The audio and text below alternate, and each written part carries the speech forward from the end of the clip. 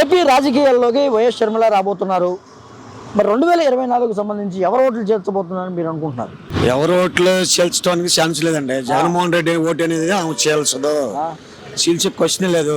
వ్యతిరేకం ఉంటే ఉండొచ్చు కానీ జగన్మోహన్ రెడ్డి అనే ఓట్లు అనేది వెళ్ళిపోవు. కానీ ఒక మాట వినపడుతుంది, జగన్ చెల్లి కాబట్టి జగన్ ఓట్లే చీల్చింది షర్మిల అని కూడా మా ప్రచారం జరుగుతుంది. 100% లేదు. వైట్ పేపర్ లాంటి వాడు జగన్. వాళ్ళ అన్నమే చింతాకంత మచ్చ కూడా పనిలేదు, క్వశ్చన్ లేదు. అన్న సీఎం అవుతాడు మళ్ళీ. అన్న సీఎం కరెక్టే, ఒక మాట కూడా పనిలేదు అంటున్నారు మీరు. సీట్లు తగ్గుతాయి కానీ షర్మిల ఎందుకు ఒకే కుటుంబం నుంచి ఎందుకు ఇద్దరు పోటీ చేయాల్సి వస్తుంది? అది వాళ్ళు వ్యక్తిగతం, వాళ్ళు కుటుంబం గురించి ఆమె పట్టుకెళ్ళిపోయింది కానీ అన్నం మీద మాట పడనీయటానికి ఛాన్స్ లేదు. అసలు క్వశ్చనే లేదు.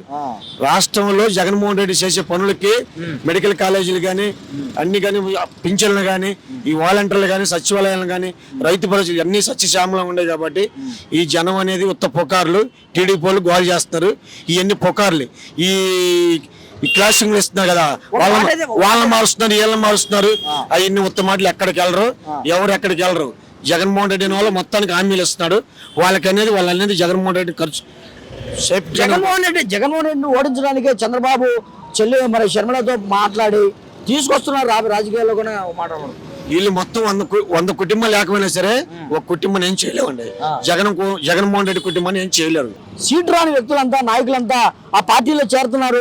ఇప్పటికే మంత్రాలు జరిగినాయి కూడా అంటున్నారు. అది అంత దొంగ మాటలండి, అవన్నీ ఉత్త మాటలు. జగన్మోహన్ రెడ్డి ఒకసారి జగన్మోహన్ రెడ్డి గారికి ఎంటర్ అయిన వాళ్ళు ఎవరు వెళ్ళిపోరండి అక్కడికి. కానీ ఆళ్ళ రామకృష్ణారెడ్డి ఆల్రెడీ కలిశాడు.